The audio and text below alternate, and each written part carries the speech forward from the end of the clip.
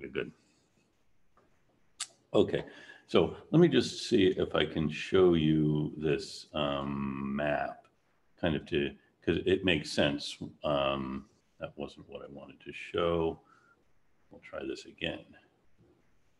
That's what I wanted to show, and for some reason it's not letting me show my PowerPoint.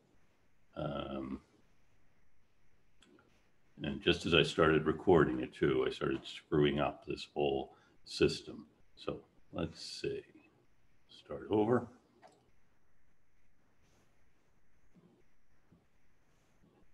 Here we go, good. Okay, so this for our purposes is the southern North Carolina, South Carolina, as you know. And so as you'll recall initially, that wasn't what I wanted to do either. Nope.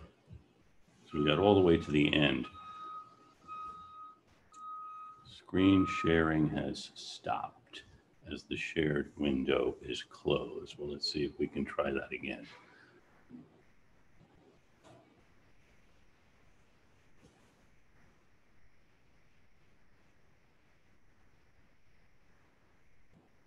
Okay, let's go back to the beginning and see if now we can move it forward. Beautiful. Okay, good. So here you'll recall the British were initially, oh, for crying out loud, why did it do that? You know what, I'm just gonna go to a whiteboard.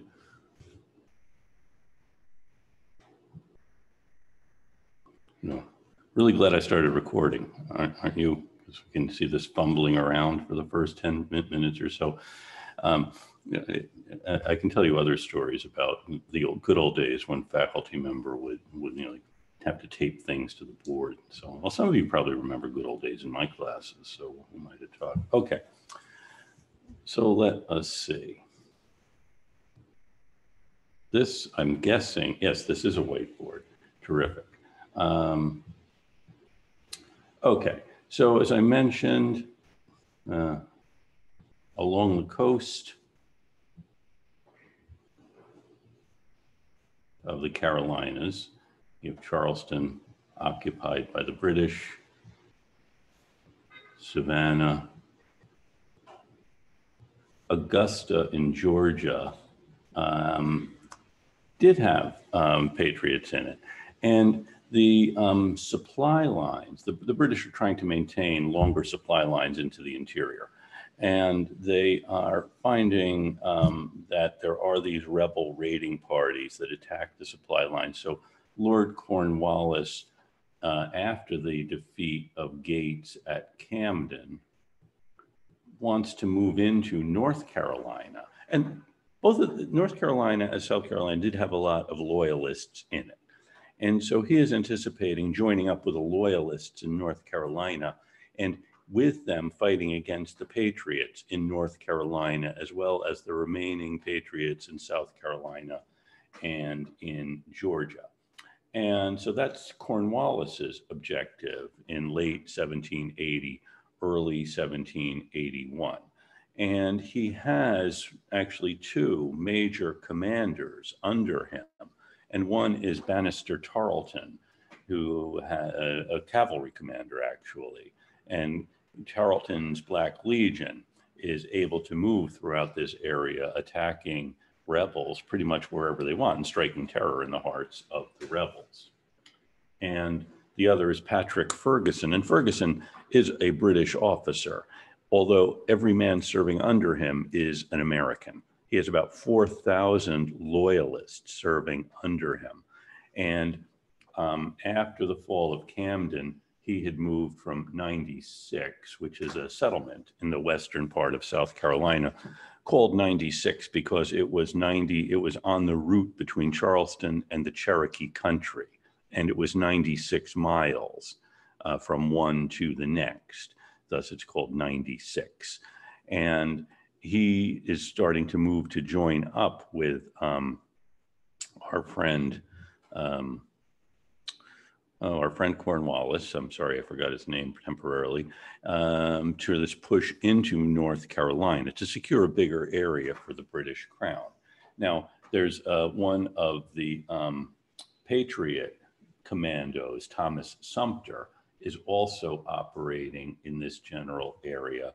And now, what happens next is this. I'll try to make this as clear as I can, because I know I have a tendency to get bogged down in extraneous details and leave you forgetting, just to kind of have a general idea of where things are happening. There are raids by some small parties of patriots against the British, particularly in this backcountry. And another group that's come into play here are men from the other side of the mountains, from what is today essentially Tennessee. They're called the over the mountain men. And Isaac Shelby is one of these characters, and he has about 600 men. And they actually are staging raids against various Tory settlements, and they're planning to raid 96, which now is a base of operations for the British. And when they hear the news of the fall of Camden, they retreat to the other side of the mountains. And in fact, at this time, Patrick Ferguson is on their trail. He heard about Isaac Shelby and his 600 men trying to raid 96. So he takes off after them. In fact, he's about 30 miles away from them, attacking Shelby and his over the mountain men, when he gets orders from Cornwallis to come back to Camden, because Cornwallis now wants Ferguson to join in this push into North Carolina. This is kind of the state of things here. And what Cornwallis wants to do, and again, here's the kind of an irony. I'm looking at a great map that I have of the Carolinas here, so that I thought I was showing it to you, but apparently I'm not. In the eastern part of North Carolina, there are a lot of loyalists, about 100 miles to the east of Charlotte. Charlotte, big city in the central part of North Carolina. And about 100 miles to the east, they're along the Cape Fear River. There are a lot of loyalists. And then west of Charlotte in Tryon County, also there are big numbers of loyalists. And so what Cornwallis wants to do is put his big army between them and kind of connect them so that he can join them up and link them up. And Ferguson, now he's in the western part of South Carolina. He's just been chasing Shelby, and he is pretty confident that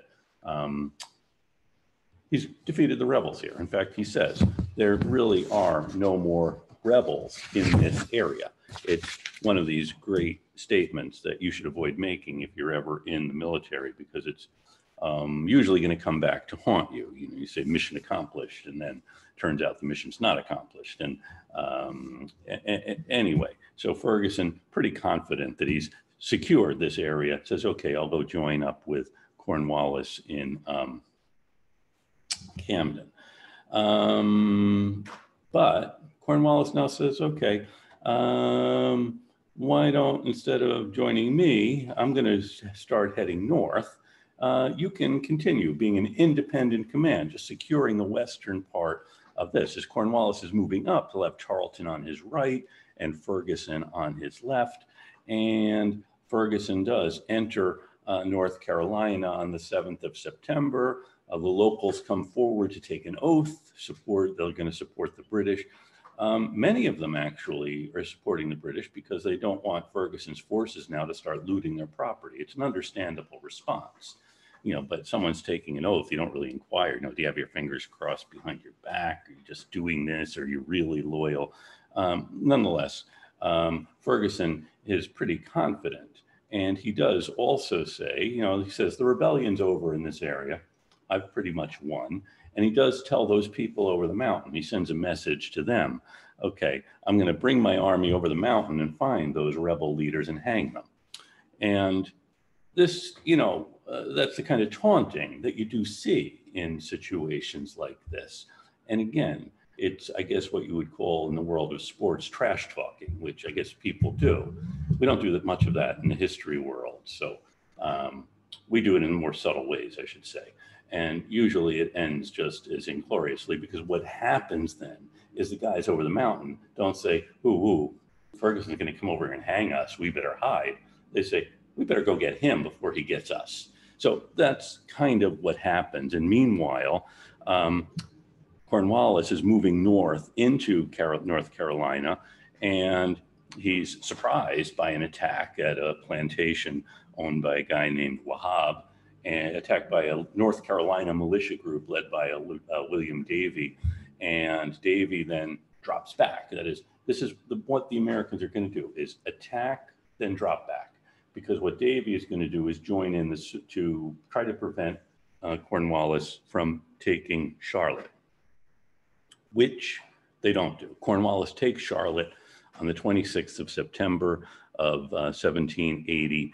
And however, these militia forces are still in the area, and they're going to be harassing Cornwallis and his forces.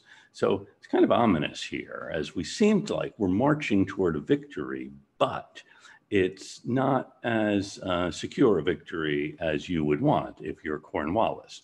Now, meanwhile, on the other side of the mountain, they've called for a militia muster at a place called Sycamore Shoals. It's now Elizabethton, Tennessee. And the 25th of September, about 1,000 men show up, all carrying their weapons, and many of them accompanied by their families coming to see them off. And also about 400 Virginians, and they're led by Lieutenant William Campbell, who's apparently a huge guy. He's a giant. Our friend Isaac Shelby and James Sevier, another of these over the mountain men, each have about 240 men with them. So you have about 1,000 men in this force amassing on the other side of the mountains to come and attack Ferguson. And they have a minister. You know, you couldn't have an event like this without having a minister preach a sermon. And they do say he goes on too long, but he does talk a great deal about Gideon's battle against the Midianites, and a long sermon he gives about Gideon fighting against the Midianites. And according to some, it's a little fanciful that you would have gone off shouting a line this long, that the sword of the Lord and of Gideon is what we're fighting with. So they leave Sycamore Shoals. Actually, in the same day, Cornwallis is taking Charlotte. So you have these two things happening, this big army amassing west of the mountains. The same day, Cornwallis is taking Charlotte. This is the end of September, but these guys are going through snow on the mountains between Tennessee and North Carolina. And then they're joined by other militia forces, and they get to the other side of the mountains, and they send a message to General Gates. And Gates is still in charge of the Southern Army. He's being replaced by Nathaniel Greene. We'll get to that in a bit. And they send a message to Gates saying, we want Daniel Morgan to command us. You know, and Morgan is temporarily unavailable. In the interim, they do elect William Campbell, the giant, to be their commander temporarily.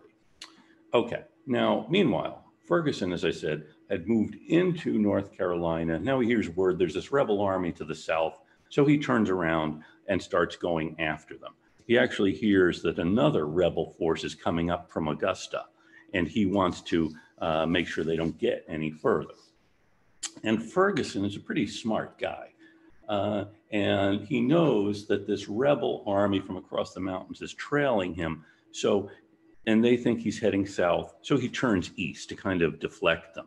And that does work. They think, well, they don't know where he's going after all. And he's making his way back to South Carolina, and he decides he's going to make a stand at Kings Mountain, which is on the border between North and South Carolina. Obviously, it's a mountain.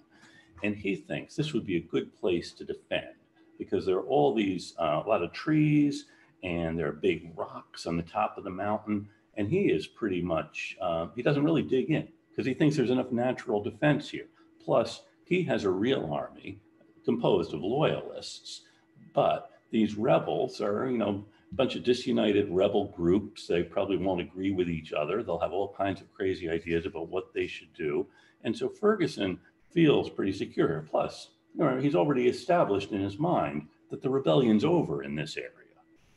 Kind of a bad state of mind to be in if you're a commander of a military force, that there's really nothing to worry about here.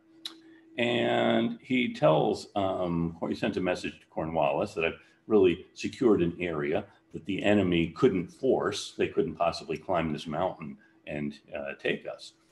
And Cornwallis is really not in a position to say much because Cornwallis, turns out, has a very bad cold at this time. And Tarleton, who's a brilliant cavalry commander, has come down with malaria. In fact, Tarleton's second in command actually dies of malaria in this case. And it's a little mysterious to historians and others who look at this why Ferguson decides that King's Mountain is the place where he makes his stand. And he could easily have joined up with Cornwallis's army at Charlotte and continued to pacify North Carolina. Maybe he could have, that army coming up from Georgia is not after all. And there is some speculation that what he wanted to do was have this big decisive battle that would rout the rebels and really put an end to the rebellion in the South. Remember, he's a guy, he's a good officer. He's the guy who actually introduced the rifle to the British Army. And by all accounts, he's a very good marksman, too. They say he's the best marksman in the British Army. So he's not an insignificant person. And the rebels, meanwhile, have been on the march with very little in the way of supplies or rest now for over almost 2 weeks. That is, they left the other side of the mountains on the 26th of September, and now it's getting into the second week of October, and it's rainy, there's a drizzle, kind of miserable weather, and some of them want to stop and rest. Shelby says, no, we're not going to stop and rest, which kind of annoys the people who did want to stop and rest. And at about noon, they capture a couple of British prisoners. And from them, they get some interesting information. That is, they think Ferguson is on the top of this mountain. And the prisoners say, yeah, Ferguson's on the top of this mountain. And also, Ferguson wears this checked shirt over his uniform.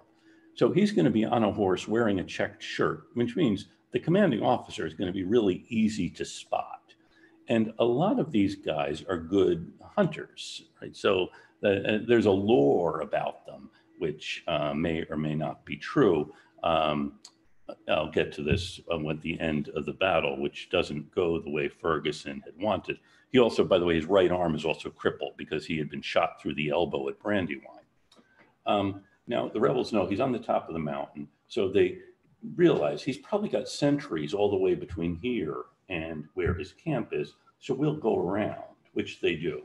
And they get to within a quarter mile of Ferguson's camp before anyone shoots at them. There's very little in the way of sentries or fortifications here on the top of this mountain. Ferguson had anticipated, he looked around at this terrain and said, boy, no one really could storm this terrain, but it's a big enough area. It's kind of in the shape of a footprint. And they attack from the heel with these different forces, the Virginians coming up one side, the guys from over the mountain coming up the other side.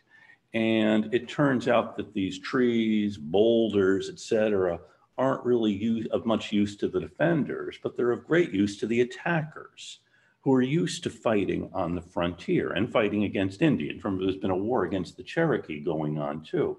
And so they are finding these places that make a good base to attack this British force that's completely surprised by this. And Ferguson, another inexplicable thing that happens in this is he decides that what he'll use isn't the rifle, as now he has his enemy coming from all sides, but bayonets. And by the way, the British Army preferred the bayonet. Just to have a little digression here about tactics. We make fun, again, presuming we're all on the side of the Americans. The British Army had learned some things during the course of this war. And at the beginning of the war, around Boston, they're wearing these bright red uniforms, marching in straight lines. And the purpose of that isn't to form a good target for the enemy, but to awe the enemy. Because here are these guys who march in precision and they wear the bright red so everyone can see them. You can see them coming. And this is the Americans are developing a different kind of strategy here. And the strategy the British have is, okay, you have the men in the first rank. When it's time to fire, we'll fire. And what that does is, biggest thing it does is make a big noise and blow up a big cloud of smoke. So the enemy really can't see you. And in that cloud of smoke, you can move forward. And then the guys next behind you are loading, and then they can fire. Again, you're setting up this cloud of smoke, and you're using that to get closer to the enemy. Also, you're sending out this wall of lead, which is going to have some effect. And ultimately, what you're going to do is, when you're close enough, use your bayonet. And if you see, a tall guy in a red uniform coming at you with a bayonet, that's really quite a frightening thing. And by the way, it takes about a minute to load one of these guns. So if you've been defending by firing your gun, they've also been counting that. So how much time they have. You can actually get pretty far in a minute if you're close enough. This had been the strategy. And now Ferguson finds that they're all surrounded by these guys, and one of the rebel commanders, it might have been Campbell, his order is to shout like hell and fight like devils. And at this battle, there are accounts of what later comes to be called the rebel yell, of these over the mountain guys and backcountry North Carolina guys having this shout that is really, it is in its way as intimidating, if not more so, as one of these units in red marching at you. It's kind of the flip side of that, the alternative to that. Now, Ferguson has a kind of this long area he's trying to defend at the top of this mountain, and he is riding around on his horse. One thing he's doing is cutting down the white flags that his men are putting up, because his men see this force coming, shouting like hell and fighting like devils, and coming from out of nowhere. And so they're putting up the white flag saying they're surrendering. And Ferguson's cutting down the white flags. He's trying to rally the men, and he's actually shot off of his horse. One of these backwoodsmen claims he shot Ferguson. Actually, Ferguson had about 7 bullets in him when his body was found. So again, he's not a coward. He is out there trying to rally this force that is really breaking here. His second in command then takes over. He tries to rally, then finally surrenders. And then after the surrender, one of the prisoners apparently shoots one of these American officers. And then one of the other Americans, actually the giant, orders his men to start shooting the prisoners, which they do. This gives rise to charges of a massacre of the prisoners, which, in the end of this, the rebels have lost about 28 men killed, about 64 are wounded. They have about 900 guys in their force. And there are about 1,000 or so on the other side, on the British side. And the British lose 157 are killed. By the way, I'm saying British. They're all Americans, actually. So I apologize for saying that. On Ferguson's force, 157 are killed, 163 or so badly wounded. They can't be evacuated. And then about 700 are taken prisoner. And so this is a huge victory for this Patriot force here in North Carolina. And it's going to change Cornwallis's mind about what his next strategy should be. Sir Henry Clinton, who is the commander he's up in New York, he is really not happy with the way Cornwallis is conducting things in the Southern campaign, the Southern states. And he does call this later on, that this is the first link in a chain of evils that followed each other and led to the loss of America, the loss at Kings Mountain in early October of 1780, just at a time when the war seemed to be going well for the British. And the Americans also capture about 1,500 weapons from this force at Kings Mountain. So you may ask, and if you don't ask, I'm going to tell you anyway, what happens to these 700 prisoners? Well, they are marched to Hillsborough, a town in North Carolina that is a rebel stronghold. And there is kind of lax security at Hillsborough. And within a fairly short time, all but about 60 of these men had escaped. And so that's that story. And Cornwallis realizes that this has really stymied his plan to move into North Carolina because South Carolina is secure. And then you've just lost this army at Kings Mountain. He delays his campaign into North Carolina for 3 months. And then on the 3rd of December, Nathaniel Greene arrives in North Carolina to take command of this Southern army, what's left of it after the debacle at Camden. And Cornwallis's now new hesitation is going to give Greene time to secure things here. Now, a couple of things happen in the wake of this. One, Cornwallis realizes, okay, Cornwallis hasn't really secured North and South Carolina, but he also sees that a big problem we have here is that Virginia is able to supply the rebels in North and South Carolina. And if we eliminate Virginia as a base of supply, that would really prevent this rebellion from going on in the Carolinas. And in fact, in December of 1780, Benedict Arnold, whom we talked about last time, leads a campaign into Virginia. He goes up the James River in the southern part of Virginia. It's the falls of the James are at what's now Richmond. And that's where the capital had moved from Williamsburg. And so the Virginia legislature is meeting at Richmond. The governor of Virginia in December of 1780 is Thomas Jefferson. And Jefferson had been busy the last couple of years rewriting Virginia's legal code, doing other things. Now he is the governor of Virginia. The governor is elected by the legislature. He is not in Richmond. He is at his home at Monticello, which is further up the James River.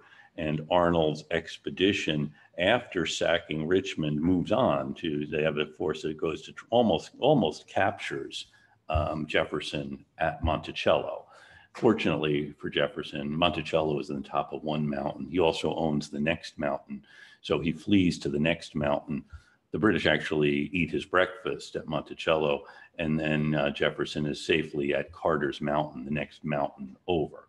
And this little unfortunate experience that Governor Jefferson has in December of 1780 is going to be one of the things that his political opponents will try to use against him later on.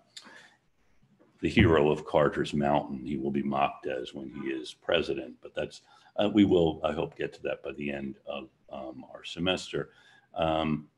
Anyway, now at this time, Nathaniel Greene Cornwallis is thinking, maybe we should do something about Virginia, and Arnold's expedition up the James River is part of this. Now, Greene is in charge now of the American forces in the South, and he realizes, like Washington, that he can't fight a conventional war. That is, you get your army in front of the enemy's army and you fight and one of you wins, because he knows if that happens, his army is probably going to lose.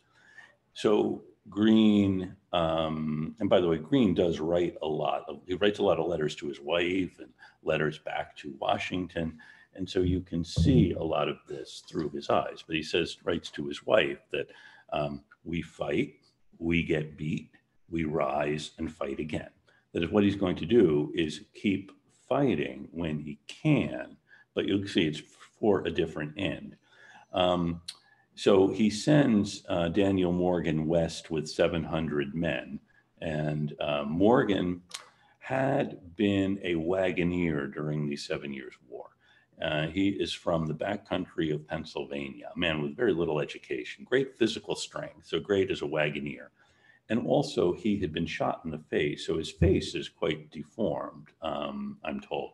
I do have an image of him, but I'm not going to show it to you because I don't think we should talk about people's appearances. At least that's what the dean has told me. And Morgan is a very good commander. He had been part of the Canadian expedition and had kept his force together when things were falling apart otherwise. He's really a tough guy. And which is why I think the Over the Mountain men wanted him in command. Well, now he is sent west to be in command of this force. And he realizes that Tarleton had been sent out to find the rebels who had defeated Ferguson at Kings Mountain. And along the border between North Carolina and South Carolina, there's a lot of, it's kind of a swampy area. And then in the middle of it, there's a rise in an area called by the locals the cow pens, because if you had cattle, what you would like to do is have them graze in an area where there was plenty of fodder, but they couldn't stray very far. So the swamp kind of formed a place to keep the cattle from straying too far. Meanwhile, in the middle of this area, and Morgan is leading his men, and he had knew about the cow pens because it had been kind of a militia meeting spot.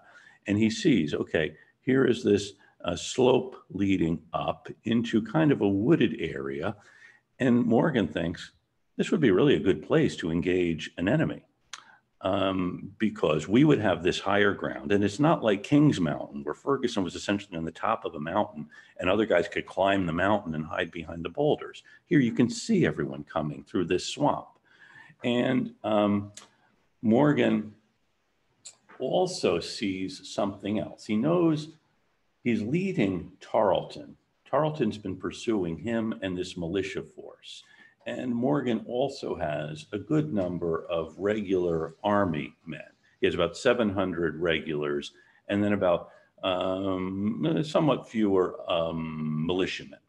Now, another important fact about the militia is they are not trained soldiers. By this time, the men who are in the Continental Army are trained. And the militia guys, usually they'll fire once or twice. And then if things get hot, they're going to throw down their gun and say, I've had enough of this, and go home. And it's kind of what you expect with the militia. And so commanders were usually reluctant to use the militia. They would keep them on the sidelines and have the real fighting done by the regulars. And by the way, Greene also has with him to help shore up discipline Baron von Steuben as he's on his staff, as is, well, we'll get to more of this later on. So Morgan has kind of a brilliant tactical idea here. He is going to have the militia at the center. They are going to get the first attack by Tarleton's forces. And he tells them, all I want you to do is fire 2 rounds. Fire 2 rounds, and then you can throw down your arm. You can, go. But I need you to fire 2 rounds. Okay.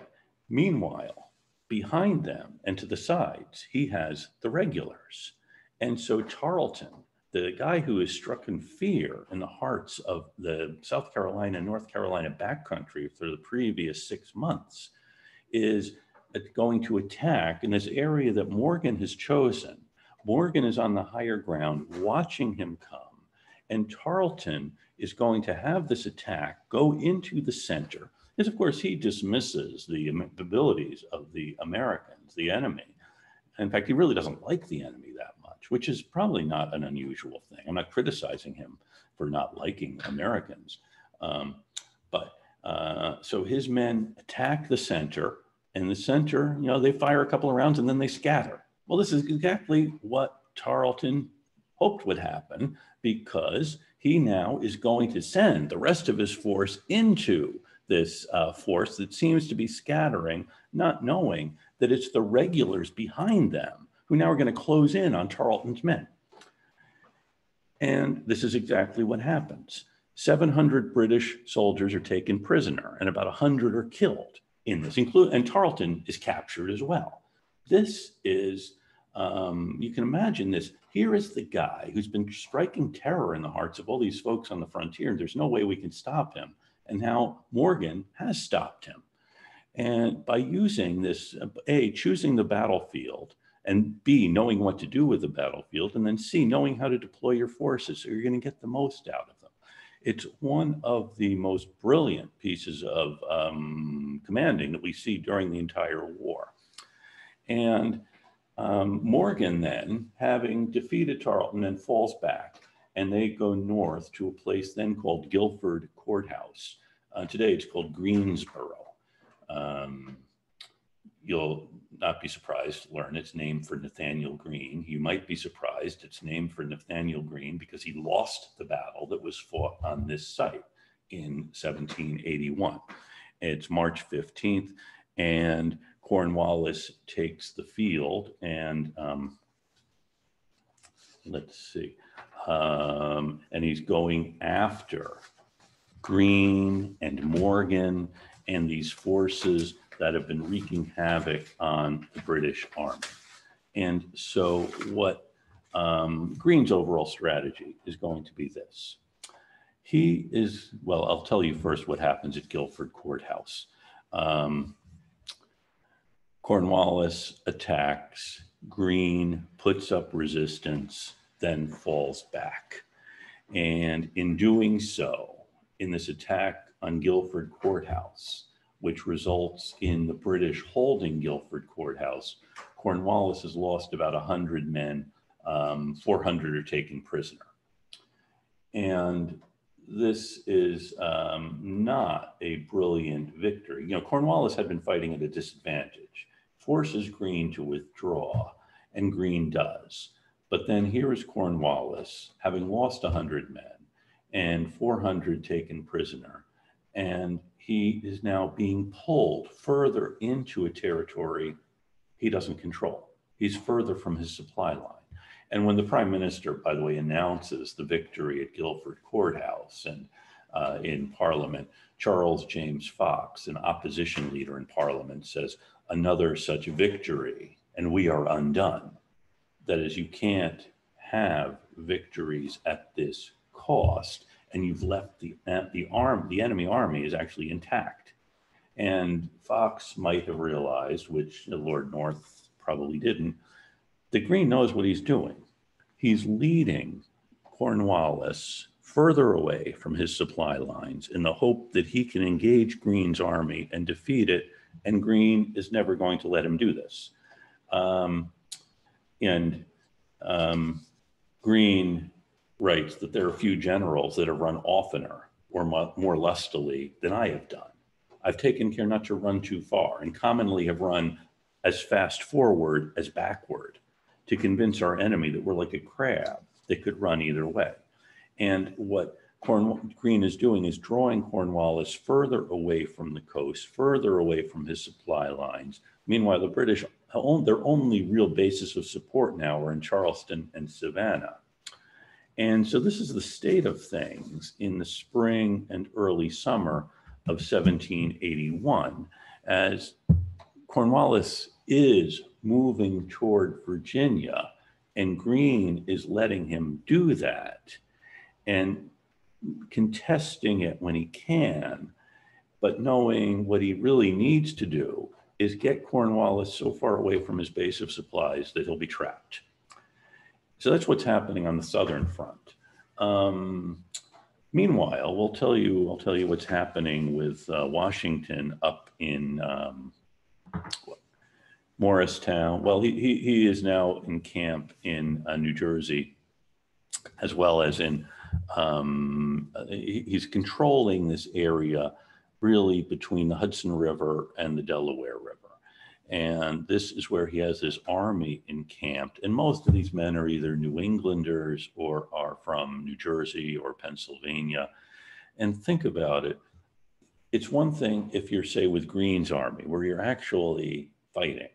But these guys are basically just sitting there waiting. And they're not paid very much. In fact, it's up to each state to pay its troops.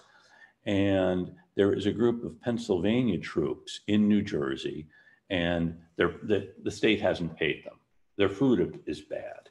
And there's no prospect of getting any more food or men or money from the state of Pennsylvania. And these guys get kind of tired of it. And they're stationed near Princeton and near Morristown, and they start marching toward Philadelphia because they want to get the state government to take care of them. You think about it, they have nothing else to do, and what do they have to lose here? And the Pennsylvania government responds by discharging about 1,300 of these men. Now, with this mutiny by Pennsylvania troops, troops from New Jersey also start to mutiny. And this time, Washington sends Anthony Wayne, one of his generals, to negotiate with these guys. And someone actually, as Wayne is entering the camp, someone shoots over his head. And Wayne, this is one of these great moments, he pulls off his coat and says, "Shoot me here. You've got a clear shot." Of course, no one's going to shoot him under those circumstances. They can't guarantee you no one ever will, but it's one of those manly moments, I suppose, in showing, Wayne's nickname was Mad Anthony for good reason. And he is trying to negotiate with these guys. And what happens is this: the British, knowing that there's this mutiny going on among these troops in New Jersey, send an emissary from New York to meet with them, saying, "Hey, why don't you come over to our side?" And what these guys who are mutinying against the New Jersey and Pennsylvania authorities do is arrest these British emissaries and send them to Washington, saying, "We're not mutinying against the United States. We're mutinying against the state of New Jersey or the state of Pennsylvania, which hasn't paid us." And what happens is this: the uprising is put down. In fact, in the end of January of 1781, about the same time as the Battle of Cowpens is going on, you have this mutiny in New Jersey, and the mutineers actually are charged with mutiny, which is a very serious offense in the military. And in fact, they're taken prisoner and are shot. And what happens is this: if you're a ringleader of a mutiny, what would happen in this case is the other men involved in the mutiny will be ordered to form the firing squad and shoot you. So, which is what happens in this case. 3 of the ringleaders and their sergeant are shot by 12 men. And so this puts down the mutiny because, usually that dissuades others from mutinying, but it doesn't solve the problem, which we're going to come back to about how do you pay these soldiers. Now, meanwhile, Washington does have this new French army which has arrived under Rochambeau. He had that, you remember he had gone to meet with Rochambeau, and that's when he discovered Arnold's conspiracy back in September. And now Washington and Rochambeau are deciding what their overall strategy should be here. And both of them agree that what they should try to do, since Rochambeau has a navy, the Navy is going to head to the West Indies soon, as well as a big French army, and they are in Rhode Island and Connecticut, and Washington has his forces in New Jersey, is why don't we take this opportunity to attack the British in New York? So Washington and Rochambeau begin preparations for an attack on New York. And this is going to be a major undertaking, the attack on New York. And I don't want to give too much of this away. They actually are hatching this out at Wethersfield, Connecticut, in May of 1781. And you have, in order to do this, you need to get your supplies closer to New York.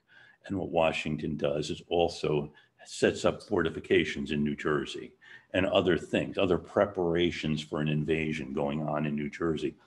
Things that General Clinton in New York would be able to see happening.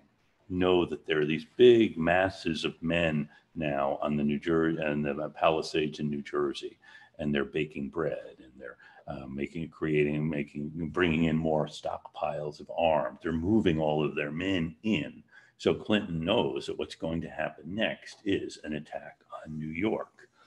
Now, meanwhile, our friend Cornwallis has moved into Virginia to join up with Arnold's forces. And the Greene stays in the Carolinas, in South Carolina, to kind of cut off Cornwallis from any reinforcements from the coast. Cornwallis moves up into Virginia. And let me see, I'll see if I can share a screen and give you a map showing what's happening here.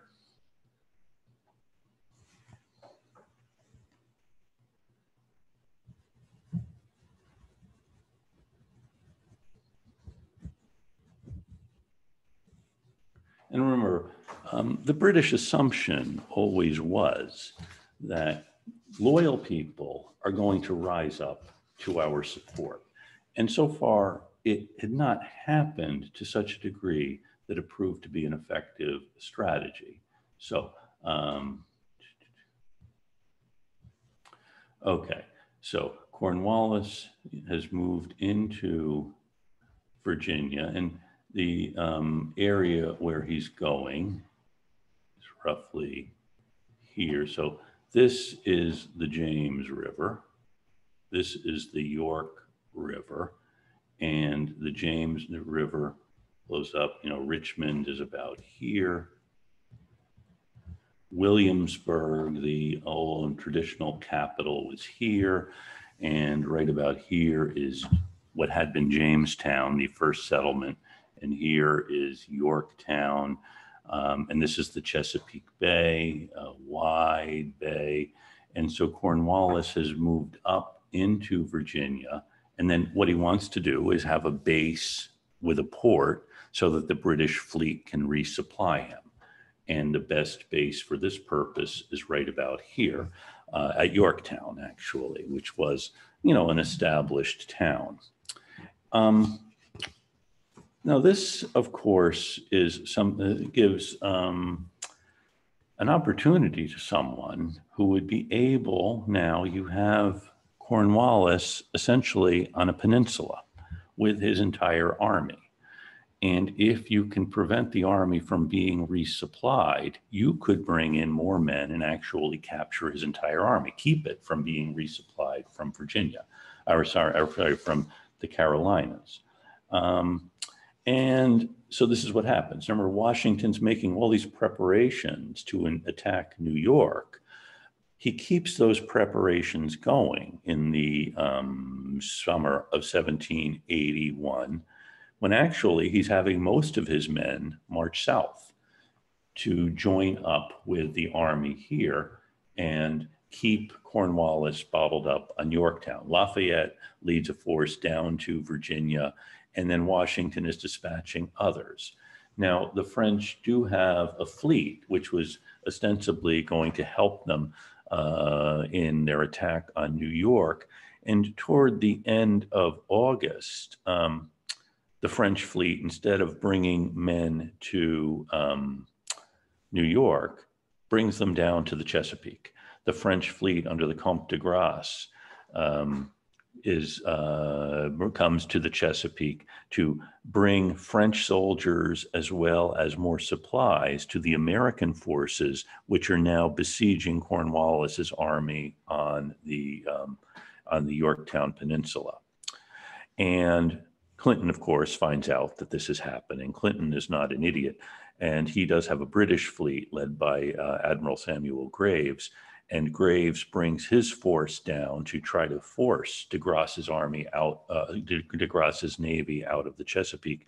And on the 5th and 6th of September, the French fleet, the French Navy, and the British Navy fight a battle off of the Chesapeake, entrance to the Chesapeake, the Battle of the Delaware Capes, or the Battle of the Chesapeake. This may be one of the most important naval battles in the history of the United States, and there was not an American ship or sailor involved. It was entirely between the French Navy and the British Navy. And de Grasse defeats the British Navy under Graves. And Graves then goes off to the West Indies, which, of course, the British and the French were both vitally interested in the West Indies.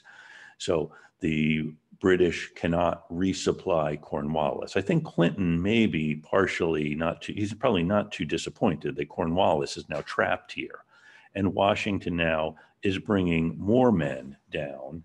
And so by the time the end of September rolls around in 1781, Washington has about 16,000 men, French and Americans, besieging Cornwallis's army of about 8,000 men, including British and Germans here. So Washington has overwhelming force keeping Cornwallis holed up in Yorktown. Cornwallis does try to break out and get across the York River. It fails, And Washington is able to bring his artillery. Henry Knox has also come down with a large amount of artillery, French and American, which he deploys against the British forces in Yorktown. And on the 19th of October of 1781, Cornwallis surrenders his army. You know, the Americans had been shelling the British lines. And on October 18th, the drummer appears on the British battlements and he beats the call for a parley. That is, let's talk. And an emissary comes to talk to Washington about terms of surrender. And so they arrange a surrender at Yorktown. There's an open field in part of the territory the Americans and the French control outside of Yorktown, where the surrender ceremony will take place. The men are going to leave their weapons behind and march out with honors of war, and will then be exchanged for others. So this is, let me see if I can, I actually have a nice image here of the surrender ceremony on the 19th of October in, well, you'll see it another day. You have the French soldiers and officers on one side of the road, American soldiers and officers on the other side of the road, and the British and German armies will march between them to where the commanders are. Washington, Rochambeau, and Benjamin Lincoln is there. Remember, he had surrendered Charleston a year or so earlier. Now he had been exchanged for a British officer, and now he is with Washington here at this field to accept the surrender of Cornwallis's army. And as the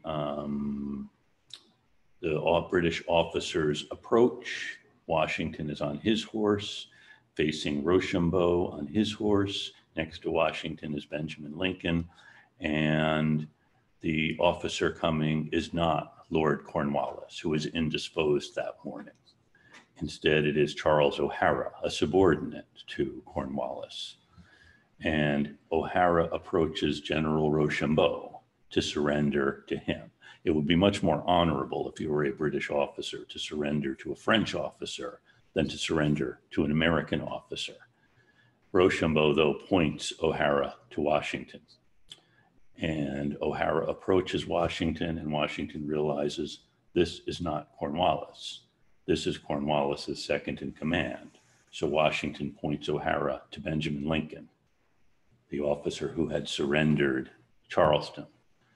And so Lincoln accepts the surrender of the British Army from Charles O'Hara. And then the men are to march through these two lines of American and French soldiers and deposit their guns at the center of this field. And as the British soldiers are marching, they're all looking toward the French side of the road. They don't want to look at the Americans. Lafayette, who is now in command of an American force, sees this. He does not want the British to ignore the Americans, so he has his band strike up Yankee Doodle. And they play that so incessantly, by the time the British soldiers get to deposit their weapons, they're throwing them down so that they can march off in disgust and not have to hear that infernal tune anymore. And then after the surrender ceremony, Washington and O'Hara and Lincoln and Rochambeau and Cornwallis, who now is feeling much better, have dinner in Washington's tent. This is another thing you would do at the end, is you'll sit down with your adversaries and have dinner, which Washington does. And at the end of the dinner, there are, of course, toasts. And Cornwallis toasts Washington. Remember, Cornwallis had had an opportunity at Trenton to bag the old fox back in 1777, and had thought, we can do it tomorrow, and hadn't. And he did toast Washington, saying that history will record your deeds on the Chesapeake, but you will say more about your valor on the Delaware. Cornwallis seemed to know that that's when the war was won, back in 1777. So now the British Army has surrendered, and there still is a British Army in New York. But what is going to happen next is this, as these it's pretty clear the British are not going to send another army. In fact, in February of 1782, Parliament voted against continuing the war. Remember, Lord North had knew you could not win the war. By the time he had been sent commissioners to try to negotiate a settlement, he pretty much knew the Americans were never going to accept anything short of independence. And he also knew there was only one person in England who would not agree to independence, and that was the king. He had to maintain the war as long as the King George III wanted to maintain the war. But now Parliament votes against continuing the war, and on March 5th, Parliament authorizes peace talks with the Americans. And on the 20th of March, Lord North resigns as prime minister. In the parliamentary system, if you're the prime minister and your policy has failed, you resign so that someone who can get something done can become the prime minister. So Lord North resigns on the 20th of March, and the new prime minister is Lord Rockingham. The last time we had anything to say about Lord Rockingham was in 1765, when he was one of the opposition leaders opposed to the Stamp Act, which Parliament that year had imposed on the Americans. So this does end it doesn't end the war. The British are not going to send another army, but there's still going to be fighting going on, and Washington cannot disband his army as long as there is a British army occupying New York and a British army occupying Charleston and a British army occupying Savannah. And I should say Henry Clinton is replaced as the commanding officer of the British forces by Guy Carleton, the former governor of Canada, who had stymied the American invasions of Canada, but really with a purpose of winding down the war. Meanwhile, the Americans have something of a dilemma here, because yes, they've defeated the British. They've achieved their objective to get the British to agree to negotiate an end to the war, which would probably include independence, but the Americans would not have gotten this far without the French.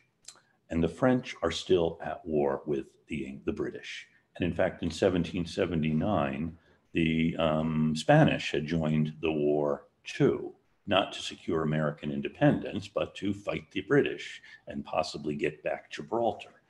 Now, does this mean the Americans are bound to keep fighting with the French and the Spanish until they've achieved their objectives? Quite likely. We see this is a great victory at Yorktown, but it's not going to be the end for any of these four parties. And what happens here is that, well, Benjamin Franklin had gone to France in 1776 and secured the French alliance. John Jay had been sent to Spain to bring Spain into the war on the side of the Americans. And Jay had spent about a year in Spain and never actually got to talk to the Spanish foreign minister. He kept being given reasons why his papers weren't in order. And the one high point for Jay was his wife apparently bore a striking resemblance to the Queen of Spain, so that when she went to the opera or the theater, there would be great cheers and great applause for her. But he spent about a year in Spain cooling his heels. And Benjamin Franklin writes to him now and says, why don't you come to Paris? Because now the British are going to send negotiators to Paris to negotiate with the Americans as well as with the French. Congress had instructed Franklin and Jay, and there actually are a couple of other Americans in Paris we can talk about. Henry Lawrence had been imprisoned in the Tower of London. He had been president of Congress, South Carolina politician, and he was exchanged actually for Lord Cornwallis. So he's let out of prison and is sent to Paris as well. And John Adams arrives too, to be part of this negotiating team. And Congress had instructed the negotiators that they had to work in concert with our allies, the French. And one thing, Franklin and Adams don't really like each other. In fact, Adams develops a deep distrust of Franklin. He probably had it before the war, but working closely with Franklin does not make Adams warm up to him. Adams notices things about Franklin that he thinks are really peculiar. One thing he doesn't like about Franklin is Franklin seems to be flirting with a lot of French women. And Adams is somewhat scandalized at this. And there's one French lady, Madame Helvetius, whose husband had been a great French philosopher, and she's now widowed. And Franklin has proposed marriage to her, but she keeps putting him off. And Abigail Adams is absolutely shocked when she meets Madame Helvetius, who she describes as, wearing this dirty house coat, and she has a little dog that's running around peeing on everything, and then she picks up this dog and starts kissing it. And and when Franklin tells her that Madame Helvetius is one of the best women in France, Abigail is shocked at this. And Franklin does seem to flirt a lot. Now, Franklin is in his 70s. He suffers from gout and kidney stones, and it's really unlikely he is involved in anything more than flirtation, but flirtation is kind of an art form to the French. By the way, Adams also doesn't think Franklin speaks French that well, but everyone loves him as Dr. Franklin. They think is this great philosopher. And Adams thinks this guy is incredibly lazy. They stay together in the same large hotel, and Franklin has papers lying around on the desk, and Franklin's secretary, a fellow named Edward Bancroft, is actually a British spy. And sometimes what happens is Bancroft will take copies of documents that the Americans are working on and place them in a tree in Paris, and someone else comes and picks them up. And usually before sundown, these documents are in London. And in fact, there was one occasion when the Americans were about to propose something to the French, and before they had, the British governments protested this thing the French government didn't know was going to be proposed. And Adams realizes Bancroft is a spy, and what really shocks him is Franklin seems to know this as well. And Franklin sees a certain strategy in this. That is, if the French think we are still in communication with the British, they're really going to be wary about betraying us, because we could go back to siding with the British. Adams is a New England Puritan who doesn't see the world in quite that many shades of gray as Franklin does, and doesn't attribute this up to Dr. Franklin's sophistication, but rather just Dr. Franklin's laziness and sloppiness. And Franklin, by the way, does say that in the interests of his country, John Adams is always a good man and often a great one, and sometimes he's absolutely out of his senses. As Adams had come to France certain that the French needed the Americans more than the Americans needed the French, and Franklin knew that was not true. So this is the state of things in 1781. With the surrender now, the British are going to send negotiators. It's a new British ministry, and the negotiators they send are all men who are chosen because they are people Benjamin Franklin knew. So they're people he had had long dealings with. And this negotiation between the Americans, the French, the British, and the Spanish, it's an interesting thing that I think I'm going to leave off talking about until next time, lest I misrepresent what happens. Are there any questions about this? I mean, it seems like we've covered a lot here. We've ended the fighting in the war. The British surrender at Yorktown. The negotiations then begin. And so what else? Are there any questions about any of this? I have many more things I could simply talk about, but I fear I would be boring you. What, so this is 81, right? What month? The surrender is in October.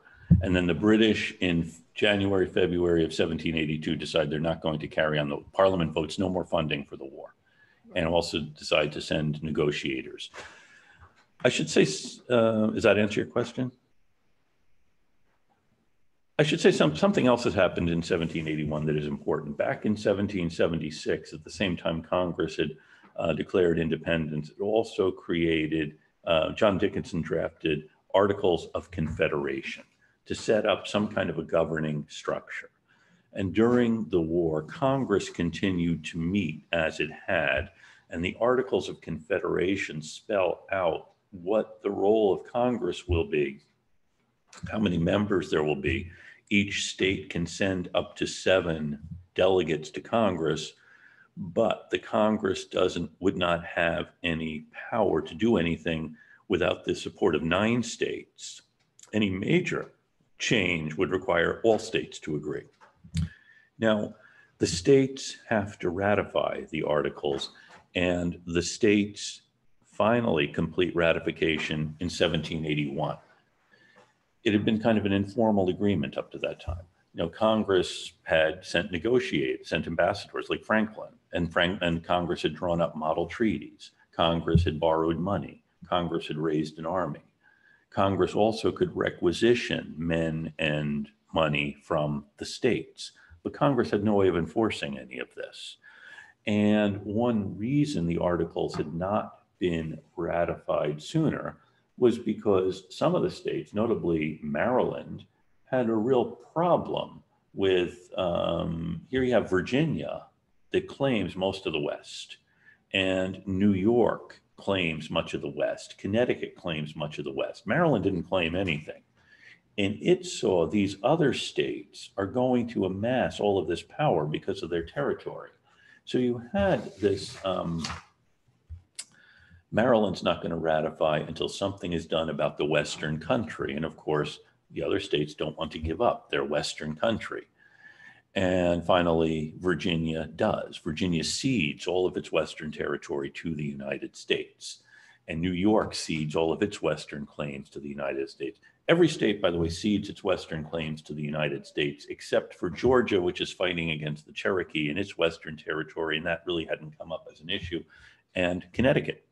Connecticut had this claim that ran through Pennsylvania and through along the southern shore of Lake Erie, an area called their Western Reserve. And in fact, in the 1760s, Connecticut had sent, people from Connecticut had gone out to the Wyoming Valley of Pennsylvania and set up towns that looked very much like towns that would have formed in Connecticut.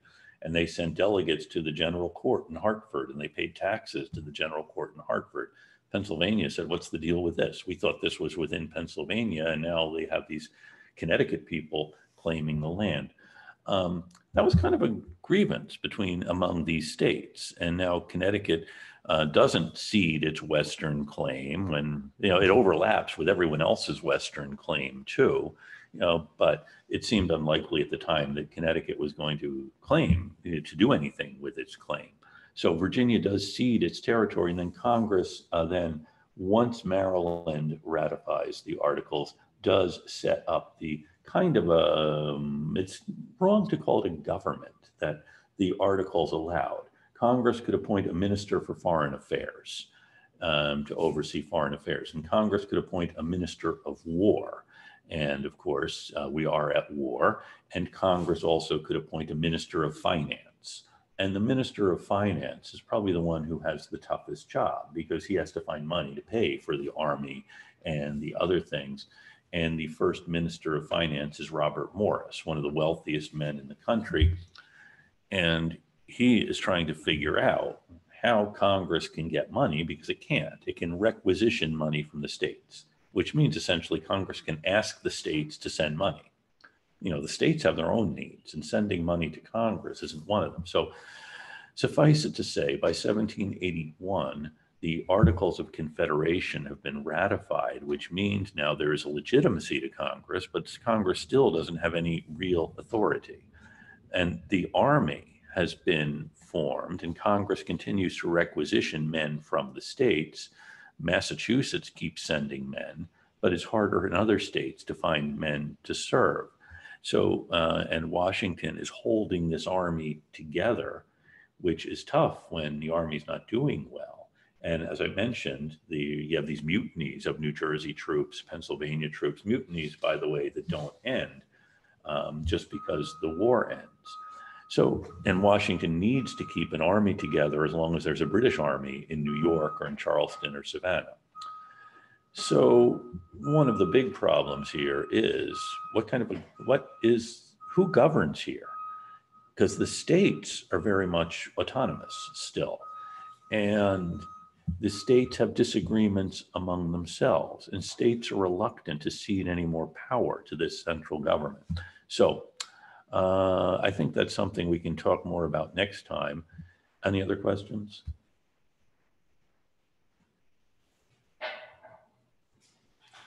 Okay, then I will see you all on Monday. Thank you. Take care. Thank you. Welcome. Thank you, Professor. Take care.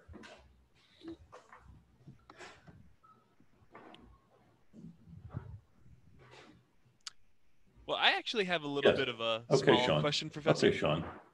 Other than Spain and France, were there any other European nations that like jumped in at the tail end of the war? Well, the Dutch also were part of the war. The Dutch Oh, yeah? declare war on England, yeah. Not for the purpose of doing anything for the Americans, but because they had an opportunity to do something about the English. But yeah, good question.